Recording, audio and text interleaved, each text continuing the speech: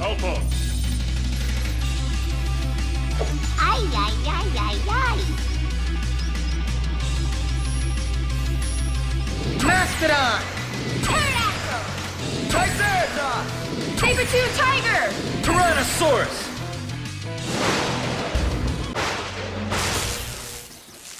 I hope you liked that beginning intro, because that's about as good as it's gonna get.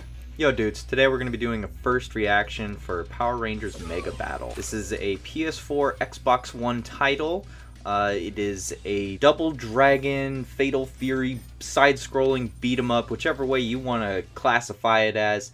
That's what kind of game this is. The immediate first thing that you will find when you get into this game is when you start it up, you're going to see that immediate Power Rangers feel. They're going to be throwing in a little bit of that electric guitar. They're going to try to bring in those old classic beats.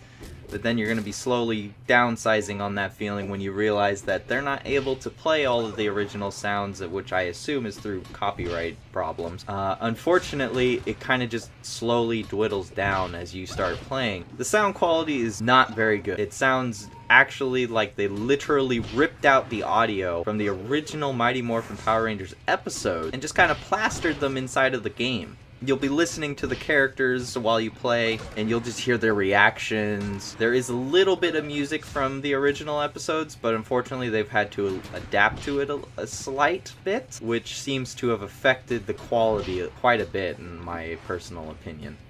Moving on from the sound quality, the game runs very smoothly. I have been playing it on the Xbox One, so I can only assume that the PS4 will run just as good, if not better. Especially if you're playing on Pro, maybe. I don't know.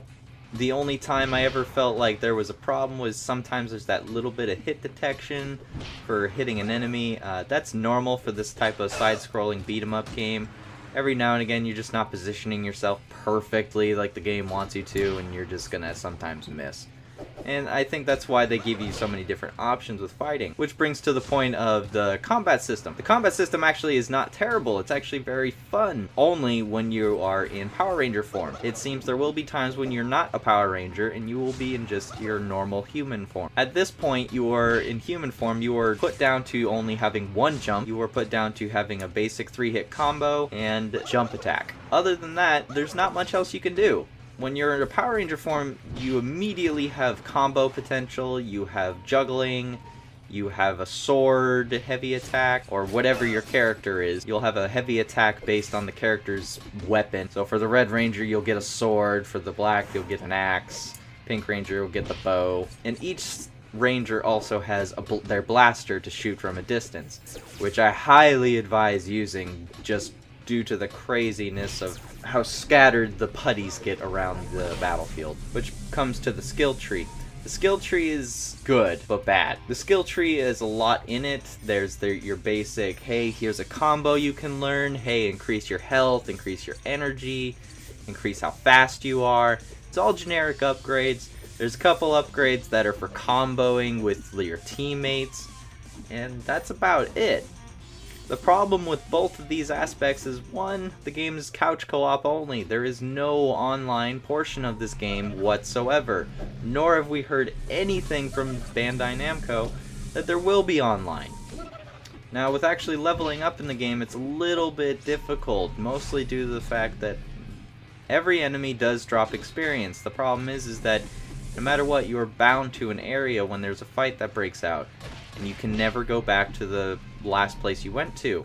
If you kill a putty in a corner, the experience has a chance to go outside the border. And yeah, if you hug the corner, maybe sometimes you'll get your experience balls back. But you don't always do.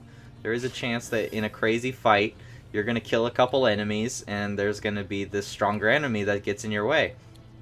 And when that enemy's in your way versus your experience orbs, you're either going to take some damage and maybe get the experience orbs, or you're just going to straight up lose the experience orbs. You don't get your experience back from that. You have to collect the orbs. In the about 3 hours of time that I have played this game, I have only leveled up 2 times. I have replayed the first and second level 2 times. It seems that there's a huge experience curve. Either experience is going to increase tenfold when there's multiple people playing. I don't know right now, as I don't have 3 people to play with. as it is couch co-op only.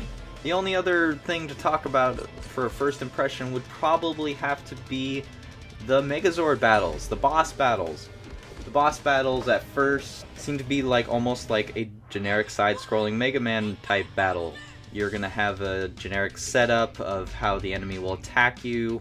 They have a layered attack pattern you can see. You have to dodge it, attack, dodge, and attack. Memorize the pattern, which is not bad.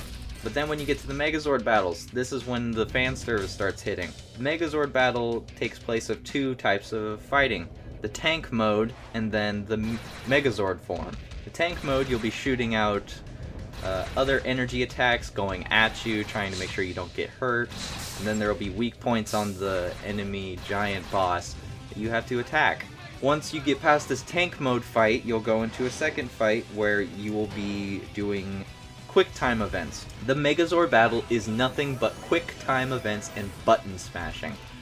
There are times where you'll clash with your fists and you'll have to mash the A, B, X, or Y, or square, triangle, circle, X, whichever your system is on. But the point is all purely quick time events. If you're good at quick time events, you will beat these boss battles no problem.